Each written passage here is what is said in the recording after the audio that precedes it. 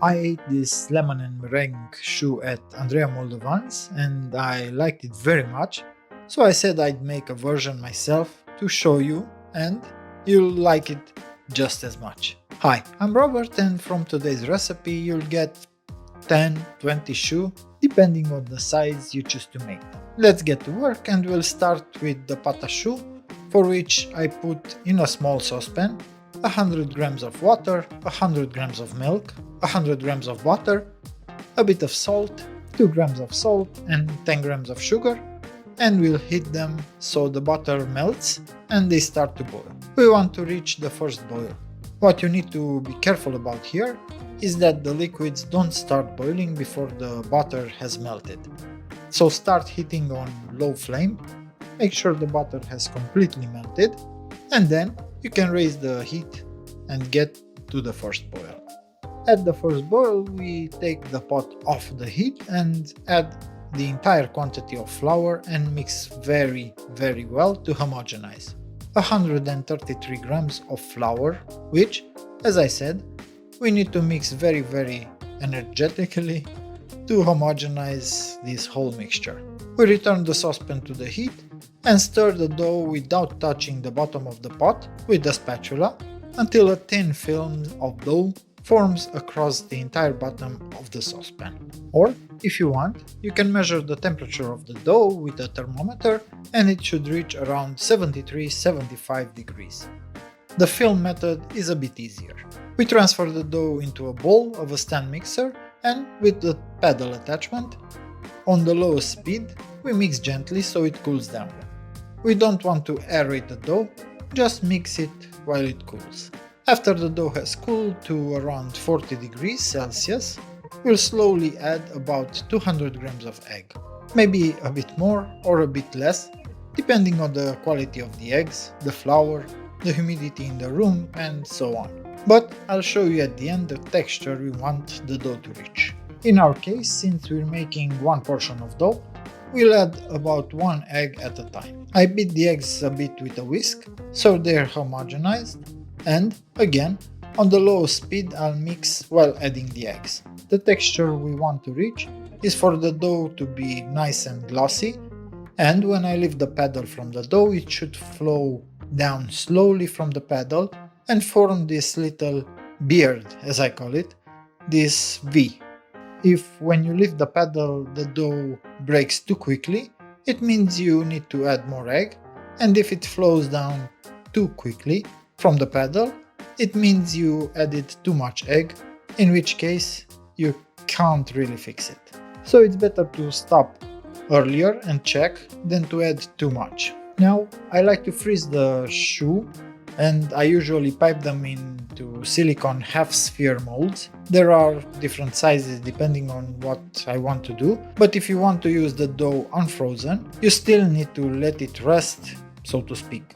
You put it in a bowl, cover it with cling film in contact and leave it either at room temperature or even in the fridge, at least 2 hours and even up to an entire day. While the pate choux dough is resting, we can take care of the craquelin. Because I made a small amount, I didn't even bother turning on the stand mixer, I made it by hand. I simply put into a bowl 60 grams of butter, 80 grams of sugar, soft butter, and mixed well with a spatula. After that I added 80 grams of flour, mixed again well, and this is our craquelin. I placed it between 2 sheets of baking paper and with a rolling pin, as my father used to say, I'll roll it out very thin.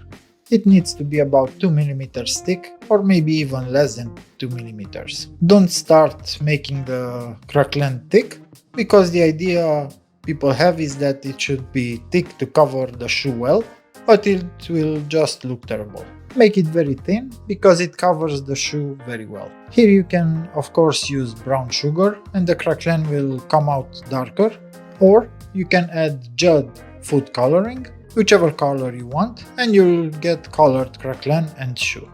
Or cocoa, if you want to make cocoa choux, you can find the cocoa choux recipe on my channel. We'll place it on something, a tray, and put it in the fridge to firm up before we start cutting shapes out of it. We start making the creams, and we begin with the vanilla cream. You already know it. In a saucepan, 225 grams of milk. In a bowl, 6 egg yolks, 100 grams of sugar, 20 grams of cornstarch, and a bit of vanilla. Here the main flavor will be lemon. We add the vanilla more as a flavor enhancer, let's say, or something fancy. We mix the yolks well and then pour the hot milk over them slowly to temper them. We put the saucepan back on heat. Medium to high heat is needed.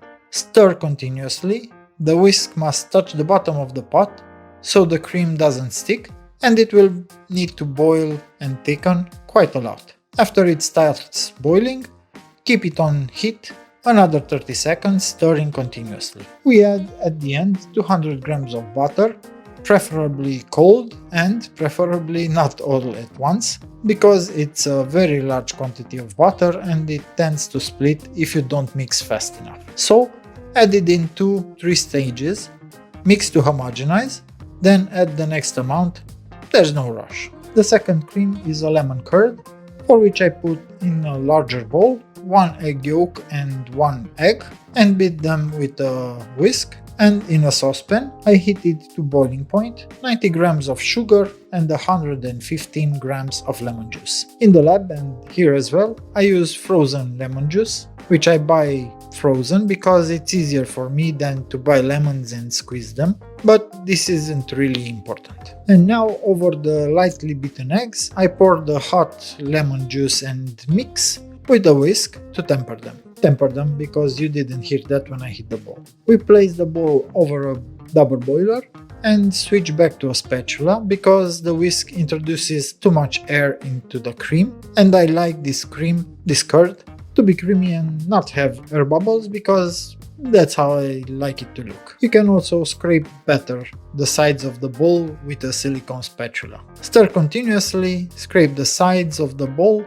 and you'll need to mix here until it thickens very well. If you're making it for yourself at home, you can go by texture. If you're making it for someone else at home, it's good to measure the temperature to make sure the eggs are pasteurized, meaning we need to cross 72 degrees Celsius with the cream. This is the consistency we need, thick enough to coat a spatula well. And now at the end, 75 grams of butter, cold or room temperature, it doesn't matter so much because it's not a very large amount of butter. It's important to mix well after adding it until it homogenizes, and just like with the vanilla cream, we'll transfer it into a bowl, place cling film in contact and let both creams cool. Room temperature is fine, just that you need to wait a bit more, meaning until they reach room temperature. I put the pate choux into a disposable piping bag. I use one with a round 12mm tip, something like that, and I piped some choux. Here you can choose the size of the choux however you like. What's important is to cut the craquelin according to the size of the choux you pipe, about 1 cm larger than the base of the choux. And I cover each piped choux with a disc of craquelin. I used a silicone microperforated mat under the choux, so the air under the choux can escape during baking, and the base of the choux will be nice and flat, which I wish for you as well. And we'll bake them at 165 Celsius with fan for about 30 to 35 minutes until they brown well, without opening the oven door in the meantime, of course, because they will collapse if you open the door. And after they're baked, you can remove them from the oven, poke each choux on top with a wooden skewer or something, a bit thicker so the steam formed inside the choux, the one that makes the choux rise, has somewhere to escape, because otherwise the steam condenses and it moistens the inside of the choux and it won't be as crisp as I like. The choux have cooled, and using a tip like this one for eclairs, the serrated one, I made a hole in each choux so it's easier to fill them. And now we'll prepare the cream. For the cream, we will combine the two creams. Now I like a ratio of 1:1, meaning I put 300 grams of vanilla cream and 300 grams of lemon curd and simply mix them with a spatula. Adjust the ratio based on your taste. If you want a stronger lemon flavor, obviously add more lemon curd. If you want a less strong lemon flavor, add more vanilla cream. Like this, 1 to 1, seems to me like a fairly balanced taste. After all, they are lemon choux, so the lemon should be felt quite well. I simply transfer the cream into a piping bag to which I haven't added any tip or anything because I'll just cut the end a bit and fill the choux completely. The choux can theoretically be eaten like this if you don't have patience, but let's make a meringue for them on top. And you can also make a Swiss meringue, but today I'll make an Italian meringue with sugar syrup because it seems the safest to me. And we'll do this. In a bowl of a stand mixer, 150 grams of egg whites, and in a small saucepan, 100 grams of water and 400 grams of sugar. We will boil the water with the sugar and raise the temperature to 118 Celsius. For this, we need a prop thermometer. When it reaches around 110, let's say, we start whisking the egg whites so that when the syrup reaches 118 Celsius, the egg whites are already aerated and we can pour the syrup in a thin stream over the egg whites, mixing at maximum speed. We mix until it cools down, and this is the meringue. See, it's not hard.